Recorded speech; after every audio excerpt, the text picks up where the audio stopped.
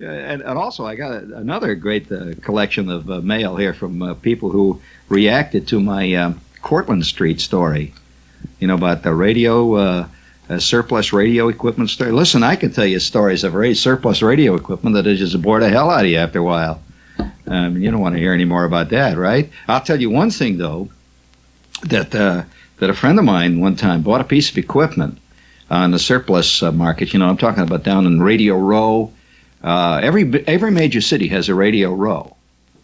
See, I mean, a Radio Row is a place like what could be called in electronics. It's analogous to automobile junkyards. Wouldn't you say that's pretty analogous? Now, you know, when you go out and buy a piece for your car, you know, say if you need a bumper for your 47 Dodge, well, you don't go to the 47 Dodge bumper store. You don't. What you do is you go down to the junkyard and you wade through 27 million rotting bumpers until finally you come up with a bumper, right? Well, maybe. I mean, but it's exciting to do it. It really is. I love to look for junk like that. And some people, of course, they don't get that excitement. But most normal people with the proper amount of glands do, right?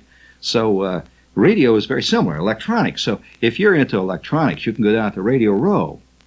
And Radio Row is a whole series of little crummy-looking little stores, you know, that years ago probably sold stuff like wedding cakes. And, you know, now all of a sudden it's just arts surplus radio junk store.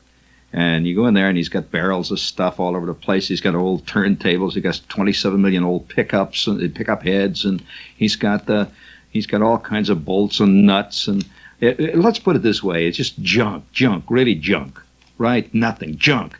And so you go into this you go into this radio junk store, and it's just, you're excited. There's a smell. There's a special smell to radio junk stores. It's a Radio Row stores. Now, why is this? Because all the equipment has a certain type of it's a rich amalgam of all kinds of insulation to begin with. Copper wire, which is in every transformer, has a certain smell too. You know how copper smells, especially when it's just a wee bit oxidized. And then there's the smell of liquid-filled filter capacitors. Yes, they have liquid in them.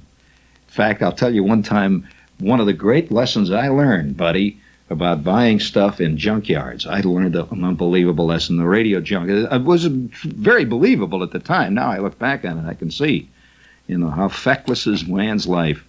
I was a kid, you know, and I was really into this stuff. And my idea of a fantastic Saturday afternoon was to spend walking up and down through the radio junk shops on the south side of Chicago. These were not in you know, no small Townsville. This is the real thing, man. And Chicago, among all the cities in America, has a certain gutty quality to it. It really, even to this day, it remains a city of, a city that, in a sense, Carl Sandburg wrote about. You know, the ball teams are hairy. They don't win, but they're hairy. The fans are hairy. They don't win either, but they're there. And it's Chicago, you know, Chicago, the city of the broad shoulders. And of course, in Chicago, they always said the city of the broad. You'll have to fill that in too. The three-letter word. It's got two S's in it, and so you know, so it's just like that. So we used to go down on Saturday and go through all these places. Well, we were always looking for great bargains.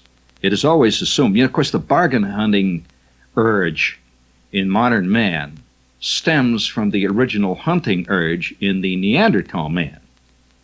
It's a very close parallel. And like everything else that involves hunting, it's dangerous. Well, you know, the Neanderthal man says, you know, turns to his friend dog, you know, and he says, oh, yeah, which says, let's go out and knock over a saber-toothed tiger. Now, now, it wasn't true that all cavemen, because even in those days, the various strains of humanity were already beginning to develop. It's hard to believe that there were chickens among the cavemen, just like there are chickens today. And so when ox, which means let's go out and knock off a saber-toothed tiger, 3 guys jumped up and says, let's go. And one guy says, I got to sharpen my axe. And he and so, you know, he was the chicken. He lived to tell the tale, though. But nevertheless, when Og and his buddies went out there and they took on the various creatures. Now, don't write me a letter, please. Somebody's going to write me a letter and say, "But Mr. Shepard, you are showing once again your basic ignorance of prehistoric man. He did not exist at the time of the saber." I know he didn't exist. This is what we call editorial license. Right. Do you understand that, old dummy out there? Literal-minded klutz. I mean, I just see the same guy sitting in the middle of Lenny Bruce's performance. But Eichmann didn't say that. Oh, come on, you clod. So, nevertheless, when Og, went out there to fight the saber-toothed tiger, he was doing the very same thing that people who had the predatory urge deep within them that say, why the hell should I go out and spend $4.95 for a new 8 microfarad filter condenser when I can go down on Radio Row and probably find one for 1/10 the price? And it'll be exciting, right? Well, I'll tell you how exciting it was. You want to hear about it? Now, this is not a technical story. Now, don't say, "Oh, another one of those dumb technical stories. Why doesn't he tell a story about when he was a little kid and he said those nice things to his mother?" I know that crowd. Shut up, will you? Listen, it's life. We're not talking about things technical. We're talking about how you learn about, let's say, the pitfalls that lie ahead on the great golf course of existence. You ever see life as a golf course? Think of it. I just thought of it. Really, really accurate, isn't it? Life is a great golf course. See, there's the fairway. There's the traps. There's the water hazards. Oh, boy, there's the dog legs, right? There's the greens that are slick. Yes, and then there's the guys that know how to play the course. Then there's you down there, knee-deep in the sand, whacking away. Yeah, right. Boy, there's nothing like seeing your fellow player. You know, what makes you so mad about the game of life is we all start out the same, We all start out not able to talk or anything, dribbling and some guys all of a sudden, without any warning, begin to show that they know how to get that wrist action in that number 2 iron, Have you noticed that in the game of life? Oh, wow. I mean, it's like Arnold Palmer sinking that 40-foot putt in the Masters. No, excuse me, not Arnold Palmer, Jack Nicklaus. Oh, what a difference. No, it's Jack Nicklaus. Did you see that putt? Did you see it on the news? It was magic. Oh, 40 feet. A lot of guys I know can't drive 40 feet. I mean, he just sank a 40-foot putt. And it looked so cool doing it. And he just turned around the crowd. He goes, like that. Well, that's the way you put that $40,000 check in your jeans. But it's not so much the money. It's the way you do it. Style. Incredible. But nevertheless, on this particular Saturday, which I'm about to tell you, I learned some of the facts of life. In short, for every saber-toothed tiger you bag, there's one that's going to bag you. You go to the well once too often, as they always say in sports parlance. Yep, well, Doc Medich went to the well once too often. And what happened? That's right, Charlie Spikes teed off on one of his inside sliders and it went over the scoreboard. Gone. Well, hey, have you ever thrown a ball? Have you ever stood out in the outfield? I'm going to ask you a question on that. Most people always talk about the pitcher. Somehow the whole game is around the pitcher. I'm going to do a baseball show very shortly. In fact, I'm thinking of doing it almost tonight. I've got the urge. But I'll tell you, one of the great moments in sports, one of the depressing moments in sports, really, is to be an infielder and you're standing down there. Like in my case, I was down at third base one time saying I was fooling around down there, and the bases are loaded. And I keep making these moves to this guy, see, like we're going to pick him off a third. See, and I keep walking over halfway to the pitcher and saying hey, come on, cool off, boy, let him hit it. You got a lot of guys behind you here, and walking back, and then you make the move again, and the runner's leading off third. It's in the 8th inning of the game, and you're tied 1-1. It's a desperate ball game, and the bases are loaded with 2 outs. The pitcher's out there sweating. This is exactly what happened to me. I keep walking over to the third base. I walk off third, and I walk over to the pitcher and say, "Look, buddy, Just take it easy, buddy. You know, she's throwing 2 balls in a row here. This guy, make him hunt for it, right? And don't worry, you got an infield behind you, bud. And I walk back and kick the bag, and then go back into the hole and kick some more dirt. And bases loaded, see? And there was a left-handed hitter up, which gave me even added confidence. So he's up there, and he's a left-handed banjo hitter. He's what they call a cracker. You know, you can go on and on. He's a banjo hitter. He's the kind of guy who, in the entire season, the year before, he got 2 doubles. Both of them hit off the handle and dropped back at a first baseman. That kind of guy. See, but great glove, but rotten hit. So I figured I'll walk up to the pitcher again. I said, okay, buddy, this guy, you know. He couldn't hit 185 against his mother pitching. So I go back, kick the bag. What I didn't realize was his mother was Dizzy Dean. You know, I go back and kick the bag. These are moments when you learn something about it. And at that point, the pitcher goes into a stretch, see, because this guy kept leading off a 30. He goes, and he throws a beautiful pitch. I mean, he really did. He threw a pitch over the outside corner and going away from the hitter and down, hard pitch. And that guy just reaches out, and he meets that ball, and he hit a shot down the third baseline that not only knocked me flat, it went out into left field, and 3 runs scored. Well, I'm laying there looking up at the clouds. And he walks over to me, the pitcher, and he says, yeah, let him hit it. Let him. I said, what do you mean? He had me handcuffed. Handcuffed. He walks back, spits on my shoe, and goes back to the mound. Well, you know, these things, you take life as it comes. And when you played a little infield in your time, you learn that, you know, sometimes you make the tag, other times you get spiked. So on this particular Saturday, I was still idealistic, my eyes shining bright, and I believed that God was in His heaven, and nature was benevolent. This is what a lot of people believe until a shark gets them. You know, nature was benevolent. So I got a hold of Schwartz and Flick, and we went down. The 3 of us. We were all into the electronics bag at that time. I must say, I'm the only one, you know, that I felt really knew about it. See, but the other guys were there, so we went down to Radio Road, and we borrowed Flick's old man's Chrysler. He had this rotten old Chrysler. He had a Chrysler that was sort of dun colored, you know, the paint was kind of dun and just peeling off. We drove down to the south side of Chicago, parked the car in his parking lot, and we started to make the scene on Radio Row, which was on South State Street in those days. It was like Van Cortlandt Street. There were 1,000 little shops all in a row. And we knew all these guys. There was the Greek, and there was Artie, and then there were places that didn't have the names of guys like Ajax Electronics. They had names like that. Acme Radio Parts. They all love names. You notice that so many companies start their name with an A because they figure they want to get in the front of the listings, you know, in the yellow book, way down in the bottom. You know, the guy does not say Zabisco Brake Lining Company. He wants to be right up there with the Acme, the AAA, the ABC Brake Lining Company. So anyway, all these places had names like Acme, Ajax, A1. That was another great one. And we were in and out of all these places.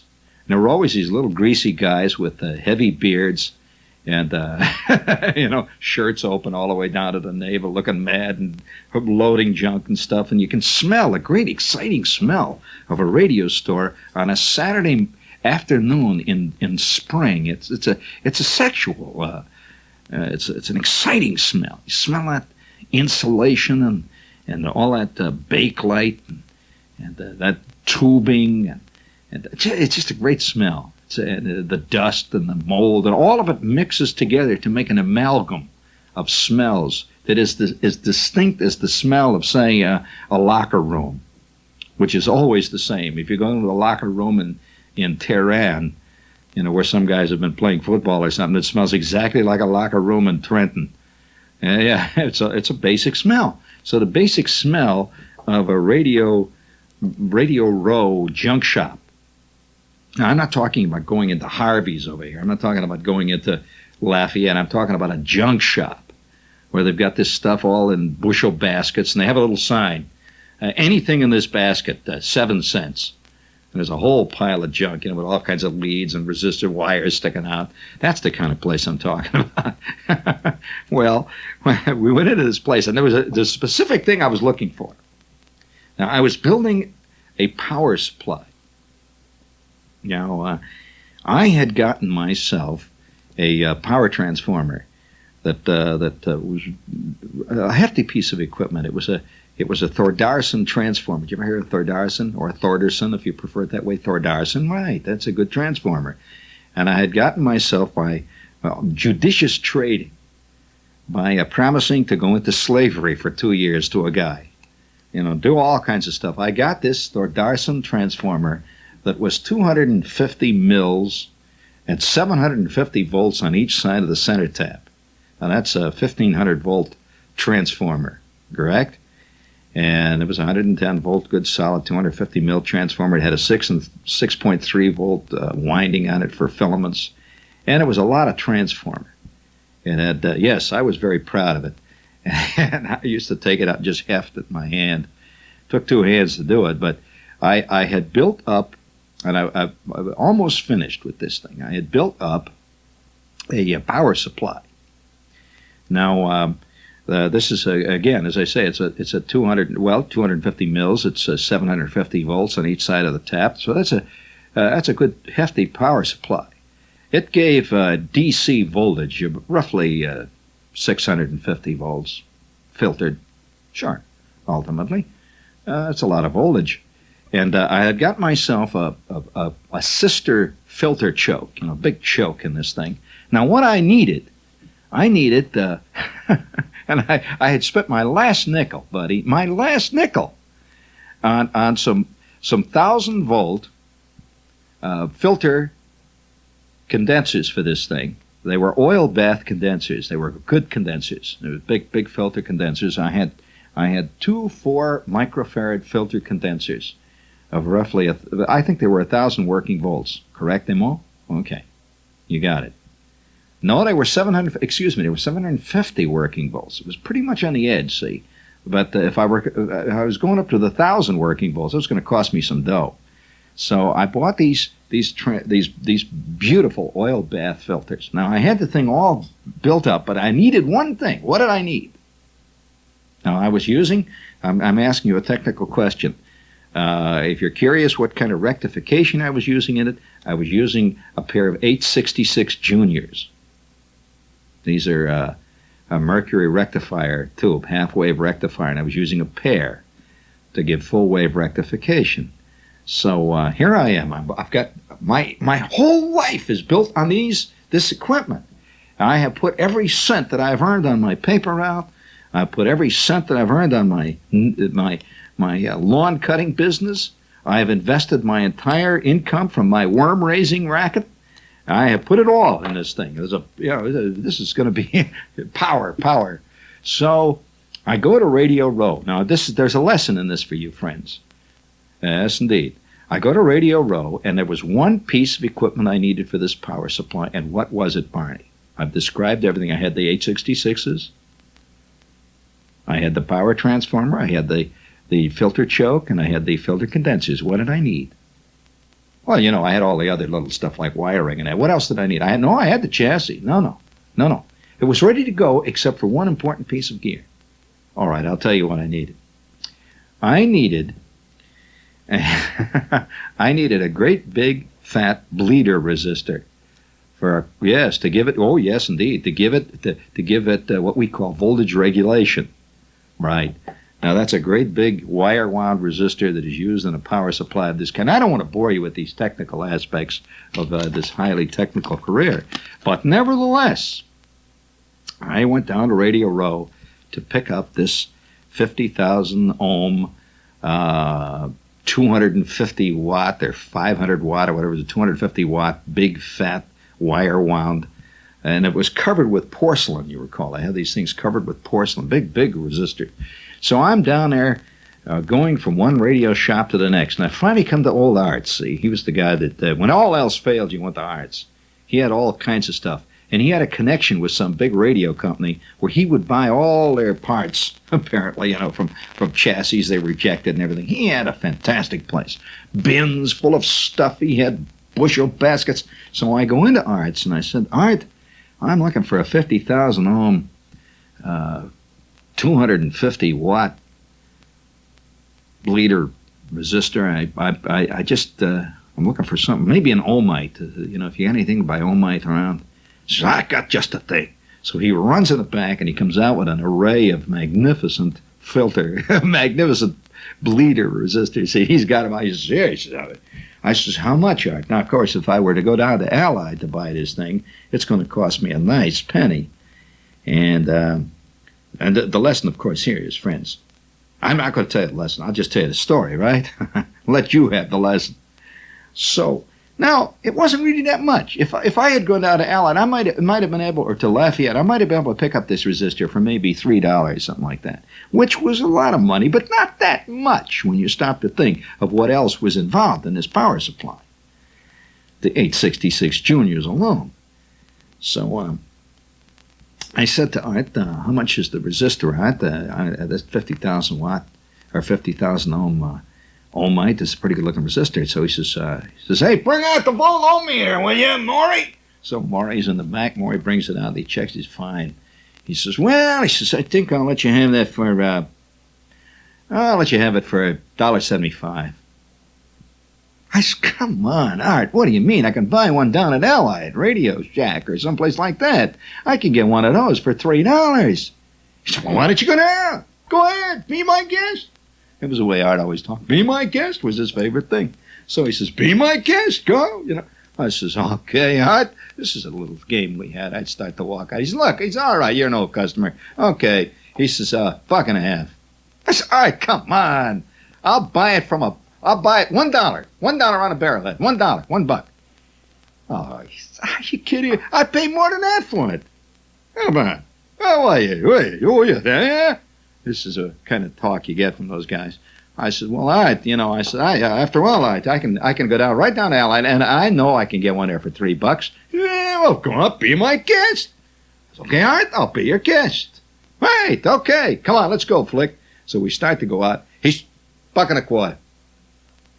You're a good customer. You come here every week, $1.25. I said, okay, I'm not going to quill over pennies. Okay, so I gave him the $1.25, which left me 7 cents for the rest of my life. And I take the resistor out, and it came even in a box. That's what what really got me. It came in a box. So I take the thing home that day. We drive back. Flick buys himself a couple of pieces of stuff, and Schwartz picked up a couple of low-loss coil forms. He was always winding coils.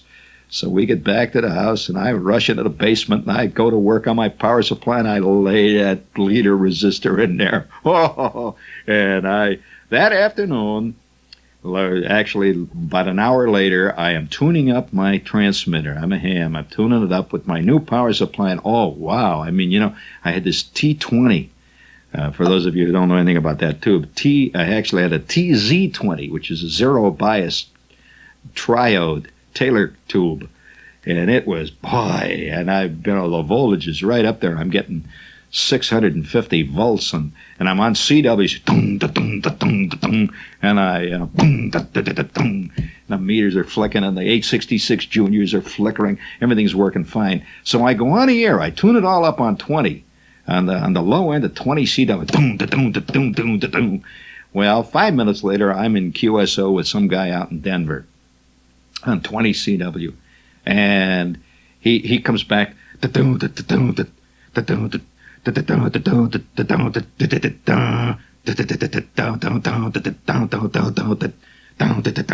I'm getting great reports. 589X.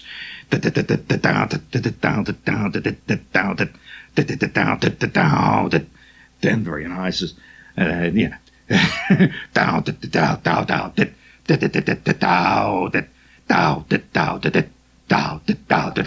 he tells me his name is Ted. So I come back, and just as I come back, I said, and I paused for a second. As I paused, I lifted the key up, as you all know, with your great knowledge of electronics, you all realize, of course, with no load, the voltage goes up, correct? Slightly. Now, the whole point is you have to have good regulation so it doesn't go up too much, nor drop too much. Well, I raise the key like that, and just as I raise the key, how much time do we have? 30 seconds! Holy smokes! Your whole life is poured into 30 seconds. I raise the key. A little echo chamber would not be amiss here. I raise the key, and not yet, Barney. I raised the key, and as I raised the key, just for a second, suddenly there was a sound. It just went boom, just like that. It was a fantastic thing. I sat stunned. I mean, my mother came running in from the kitchen. She said, "What you do now? What you do now? I knew you'd get a shock. What you do now?" And it blew the tops right off my filter condensers. I mean, my resistor went out, the voltage rose, blew the tops off my filter condensers, and all over the ceiling of my bedroom was the oil from the filter. It blew my filter condensers. You never saw anything like it. The tops came right off. Pow! Just like that. The oil went all over the ceiling. Have you ever seen anything like that, Barney? Fantastic. Well, I might say that each one of these filter condensers ran about 4 bananas apiece. All right, that was $8, right, for starters. One of them shorted, which incidentally didn't do the transformer any good. It reflected back on the H-66s. One H-66, friends, as far as I know, is still in orbit. It came right out of the tube socket, right out the window, and the last I saw it was going out over East Chicago, Indiana, heading towards Lake Huron. For a lousy $1.25. Radio parts junk shop special. And 2 weeks later, but incidentally, my shirt caught on fire. 2 weeks later, I go into Art's and I says, "Art, you don't know what you did. Look, you blew up all my power supply." He says, "You could have gone there, all right? Be my guest." Be my guest. Be my guest, friends. Yeah. So be careful, buddy. Watch out for those discount bins. There's a reason, huh? Right. Maybe you live a discount life and it doesn't make any difference, huh? Spend all of your time down there in the water hole, flailing away. Yes, with a number 5 iron with a balsa wood shaft. No talent, but plenty of moxie, huh? Right. By recording from New York, you've been listening to Inside Gene Shepherd. Our next Shepherd program can be heard Tuesday at 6:30. This is Washington's non-commercial, listener-supported radio service. WETA-FM 90.9 on your dial.